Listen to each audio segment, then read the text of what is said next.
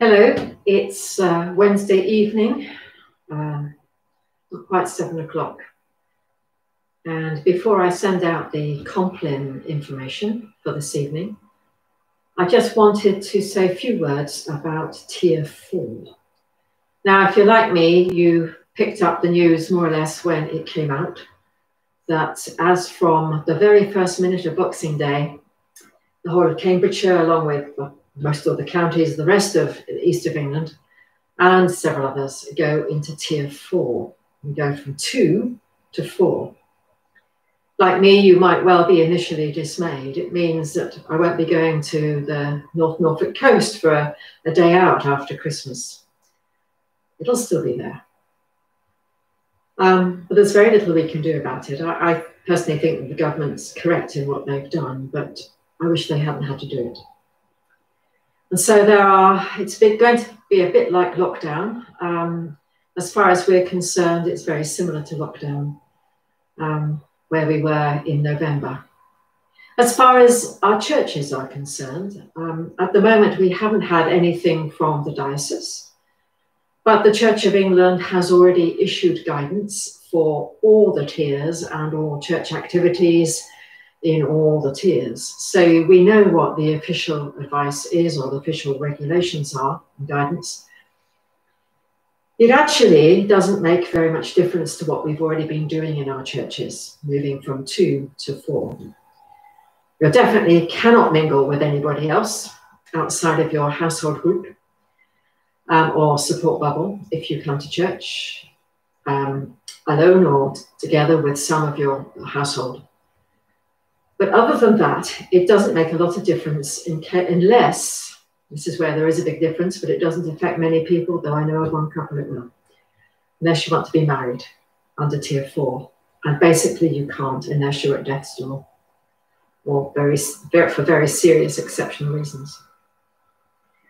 But what I want to say is, of course, we are allowed to meet. We are supposed to do a statutory risk assessment. We've already done that when all of this kicked off. So we will revise it and revisit it, and if necessary, just tweak it. But at the moment, all that we're doing is what we need to continue doing. But what I want to say is to you, yes, you can come to church.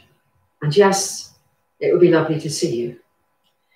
We may have advice from the diocese not to open. But at the moment, we haven't had that. And to be quite honest, I'm not expecting to get that as a blanket recommendation. It doesn't mean to say that because it's permissible that you should do it.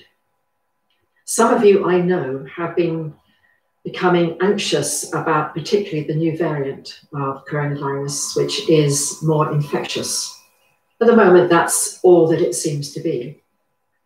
And I think the reason why the government has brought in these stricter measures under Tier 4 for so much more of the country is that what they're trying to do is to just prevent the quicker number of cases that are going to occur, providing a too big a load on the hospitals and the NHS in general.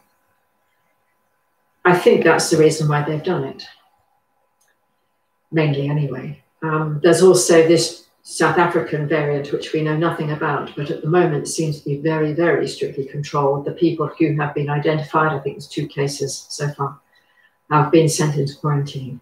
And they will be prodded and poked, at least their blood will be, for a long time by putting down. I think we can be grateful that our country has the capacity to do all this genetic monitoring, which seems to be unusual in the world. I think we're unique. So I'm grateful for that, particularly as an ex-scientist, especially grateful that we have the capacity and the knowledge to do that. But to come back to ourselves, at the moment, as far as Christmas Day is concerned, and tomorrow, Christmas Eve, there is no change. But if you are anxious about coming to church, particularly in the increasing of us to Tier 4 from Boxing Day, or if you're worried and concerned about the new variant, if you're particularly vulnerable, then please feel free not to come. If it's very much part of your faith observance to receive communion on Christmas Day and on Sundays in the future under Tier 4, then come, weigh up the risks. If you feel that it's worth it, then do come. Unless we are required to close, or unless the PCCs decide that it's better to close, then we will be here for you. As I say, at the moment, we're in Tier 2, and so everything is as it was. But if you are at all anxious, don't come. God will not think any the less of you. We will not think any the less of you. We'll be pleased that you're taking care of yourself. There are plenty of online services and plenty of things happening over Christmas on television and the radio that you can take advantage of. Our own Ely Cathedral is live streaming all the services they're doing. And they're there for at least 2 weeks, I would think. So go to the carol service, go to the midnight mass, go to the Christmas morning service from Ely. I'm so pleased that they've got the capacity to do that, to house all the people that they can.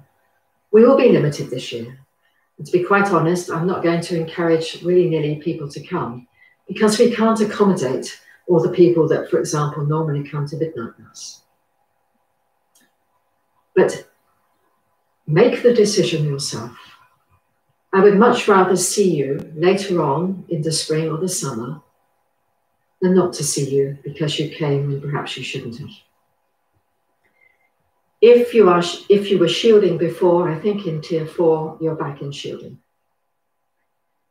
If you are anxious or under pressure from your family to keep safe, listen to them. Don't come.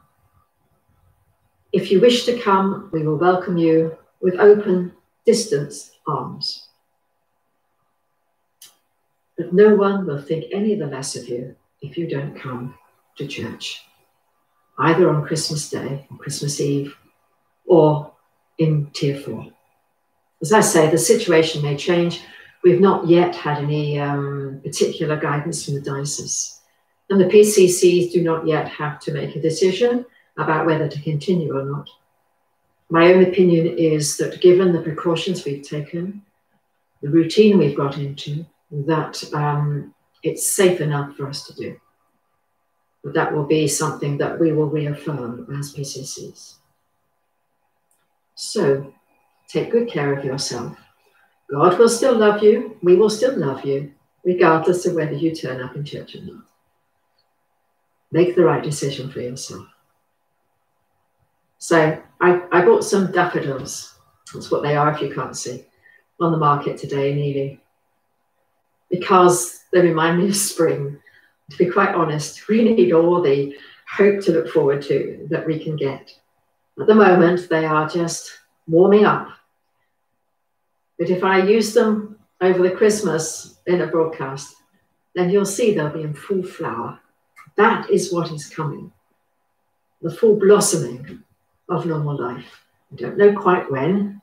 Even the minister today wouldn't be pushed on that. But we know that that's coming, and that's what we must hold on to. In what seems to be this other knockdown, when I know that people will not be able to see the family and friends that they hope to. I won't be able to see my family at all over Christmas. We are meeting on Zoom on Christmas Day, but that's as good as it'll get. And parcels are going backwards and forwards, so, you know, we're doing what we can. Do what you can. If you want to talk or chat, just ring me up. And as long as I'm in, I will be there. I'm there for you anyway. We're all here for you. God is here for you too. So hold on, like my daffodils, to spring coming, to the end of this. It is in sight, as Mr. Hancock, no relation of mine, said this afternoon. It is in sight.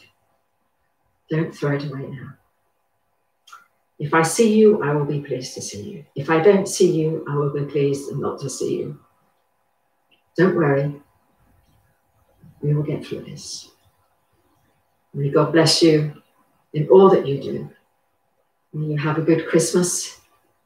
If I don't see you, have an excellent Christmas. Do what you can. Enjoy what you can. We'll make the best of it. The pragmatic British are very good for making the best of it.